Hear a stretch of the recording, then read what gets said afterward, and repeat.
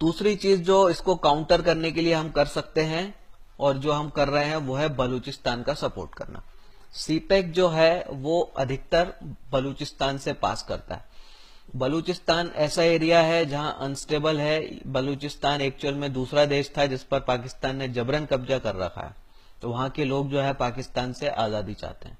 तो हम अगर उसका सपोर्ट करते हैं तो बलूचिस्तान एरिया में और विरोध चालू हो जाएगा, ज्यादा विरोध, यानी कि सीपेक का प्रोजेक्ट और डिले होगा और स्लो होगा। और ये काम डिप्लोमेटिकली हो रहा है। तो मोदी ने जो है यूएन में इस चीज को रेस किया है और काफी बड़े बड़े फ्रंट पर जो है इनडायरेक्टली जो है बलूचिस्तान को सपोर्ट होना स्टार्ट हो चुका है। ये चीजें जो है खास तौर पे इसी चीज को टारगेट करके की जा रही हैं।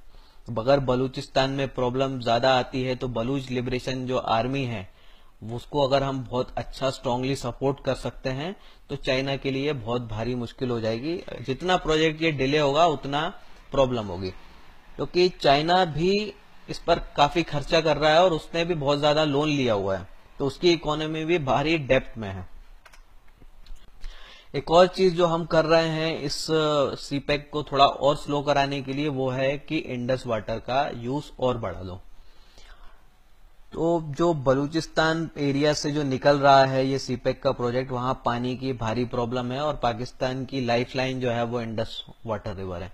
हम जो है अगर वहां पर पानी की सप्लाई और स्लो कर दें और कम कर दें तो ये प्रोजेक्ट ऑटोमेटिकली डिले होने लगेंगे और ज्यादा प्रॉब्लम वहां पे खड़ी होने लगेंगी।